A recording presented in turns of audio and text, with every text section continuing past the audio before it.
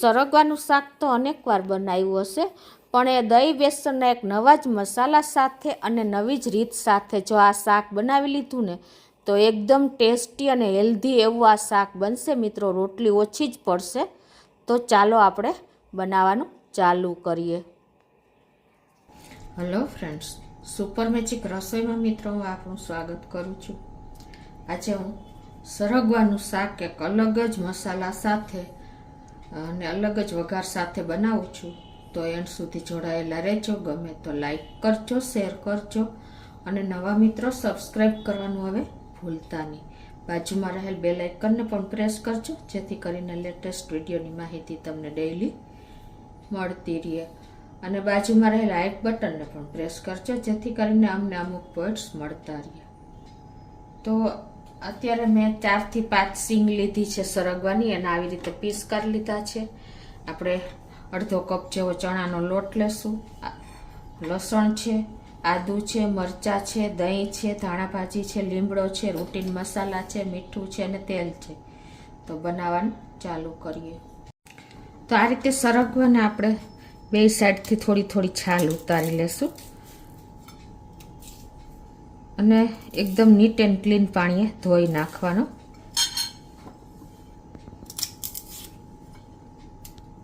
છાલ ઉતારી લીધી છે. હવે એને આપણે કુકરમાં નાખીને અને થોડુંક પાણી, એટલે કે 1 કપ જેવું પાણી નાખીને અને 1 ટીસ્પૂન જેવું મીઠું નાખી દેશું. અને એને આપણે 1 સીટી પડવાની તૈયારી હોય ને એટલી જ વાર આપણે એને મીડિયમ ફ્લેમ ઉપર કૂક કરશું.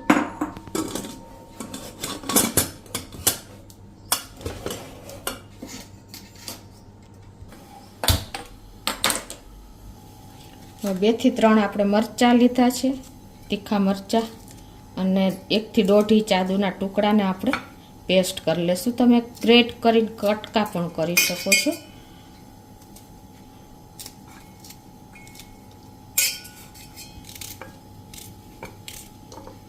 તો હવે આની પેસ્ટ તૈયાર કરી લઈએ. તો આ રીતે જો આપણે પેસ્ટ તૈયાર કરી લીધી છે. અને હવે આપણે આ બેસન લીધું છે, એટલે કે ચણાનો લોટ આપણે લીધો છે અડધો કપ જેવો. એને આપણે આ રીતે એક બાઉલમાં નાખી દેશું અને સામે આપણે અડધો કપ જેવું દહીં નાખશું.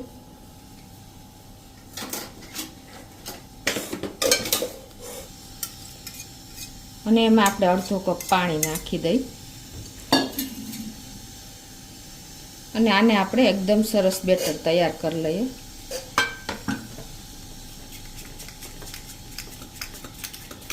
આપણે આમાં થોડુંક વધારે પાણી નાખીને અને એકદમ પાતળું એવું પેલા બેટર તૈયાર કરશું.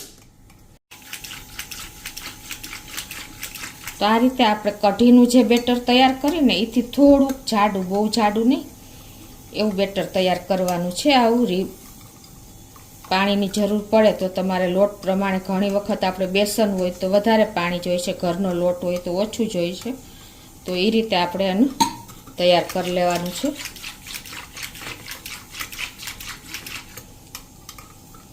તો આ રીતે હવે આપણે ધાણા ભાજી છે ને એને પણ થોડીક ઝીણી એવી સમારી લેશું. ગેસ ઓન કરી અને મીડિયમ ફ્લેમ ઉપર આપણે 2 ટેબલ સ્પૂન જેવું તેલ મૂકી દેશું.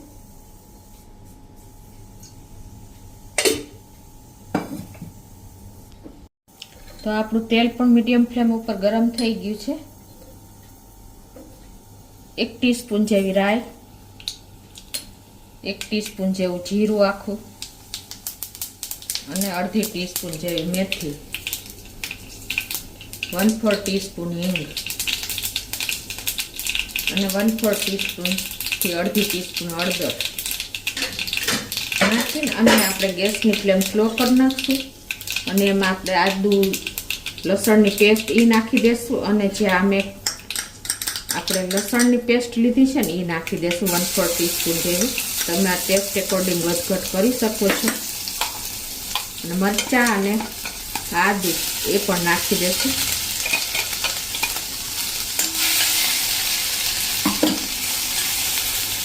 અને આપણે લીમડાના પત્તા પણ નાખી દઈએ. હવે આને 1 મિનિટ આ પેસ્ટને આપણે શાંત કરી લઈએ. મિત્રો બધાયની રેસીપી સરગવાના શાકની અલગ અલગ છે, પણ તમે જો આ રીતે કરશો ને તો એનો ટેસ્ટ એકદમ સરસ એન્હાન્સ થશે. હવે જે આપણે આ બેટર બનાવ્યું છે ને દહીંમાં ને પાણી નાખીને બેસનનું એ નાખી દેશું. અને આમાં આપણે હજી 1 ગ્લાસ જેવું પાણી નાખી દેશું અને ગેસની ફ્લેમ સ્લો રાખશું.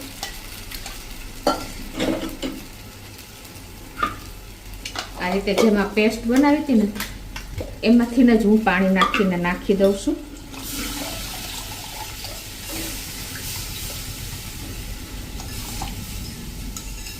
અને આને આપણે કમસે કમ 10 મિનિટ સુધી પકવવાનું છે.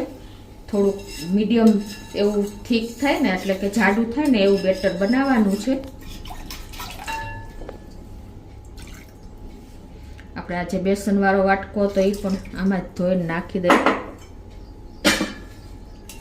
હવે સ્લો ફ્લેમ ઉપર આ રીતે આપણે એને પકવતા રહેશું, વચ્ચે વચ્ચે ચલાવતા રહેશું અને ટેસ્ટ એકોર્ડિંગ આપણે 1 ટીસ્પૂન જેવું મીઠું નાખી દઈએ.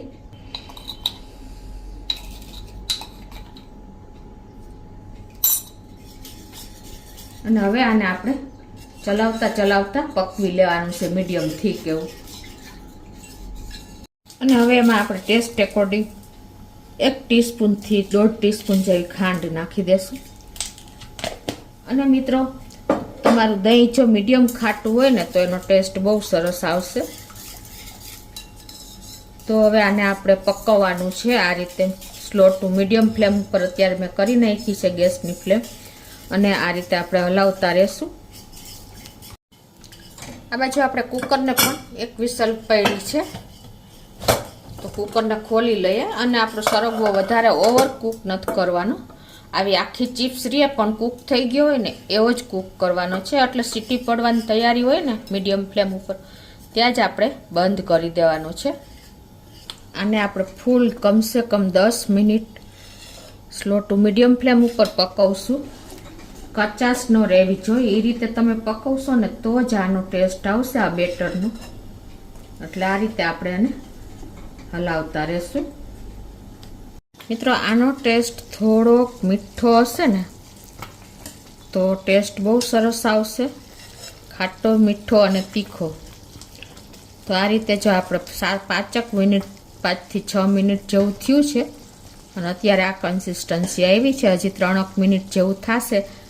આપણે જ્યારે ખાવું હોય ને એ પ્રમાણે આપણે કન્સિસ્ટન્સી રાખવાની છે, કેમ કે આ પડ્યું વધારે થીક થતું જશે.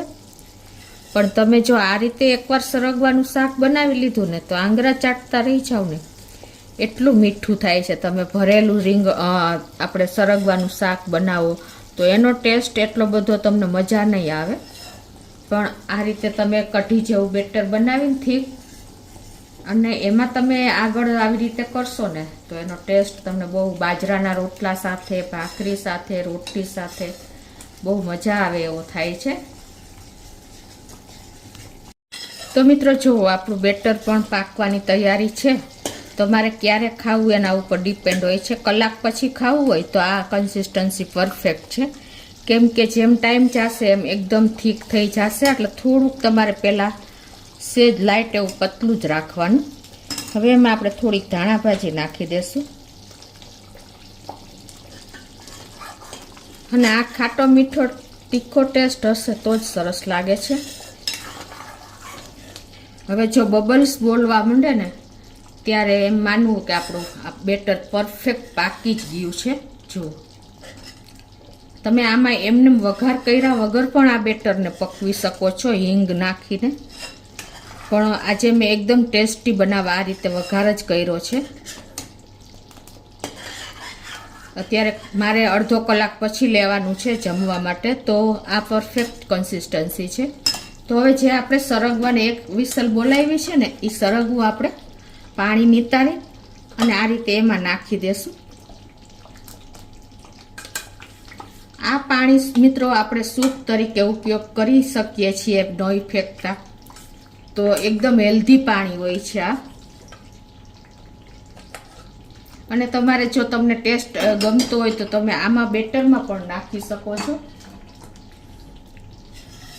તો હવે આને આપણે 1 જ મિનિટ આ રીતે સરગવા સાથે હલાવી લેશું. તો હવે જો આપણે 1 મિનિટ સરગવાને અંદર કૂક કર્યો એટલે એની ફ્લેવર બેસી જાય, કેમ કે આપણે ઓલરેડી સરગવો પાકેલો જ છે. તો હવે એને ગેસ બંધ કરી દઉં છું અને આપણે નીચે લઈ લેશું. મિત્રો આ કન્સિસ્ટન્સી છે એકદમ રબડી જેવી, થીક એવી. હવે આપણે એક ઉપરથી વઘાર કરી લેશું. ગેસ ઓન કરી અને આપણે એક વઘારિયામાં 1 ટેબલ સ્પૂન જેવું તેલ નાખશું. તમે ઘીનો વઘાર કરવો હોય તો પણ સરસ જ લાગે છે.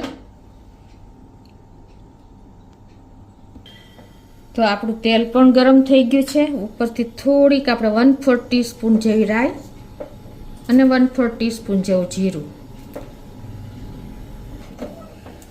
અને ગેસની ફ્લેમ આપણે મીડિયમ સ્લો ટુ મીડિયમ રાખી છે. અને 1 મરચું નાખી દેશું અને 1 લીમડાના પત્તા નાખી દેશું. તો આપણો વઘાર પણ ક્રકલ થઈ ગયો છે. એમાં આપણે લીમડો નાખી અને 1 ટીસ્પૂનથી ઓછું એવું લાલ મરચું પાવડર નાખીને અને આપણા વઘારને આપણે શાકમાં રેડી દેશું.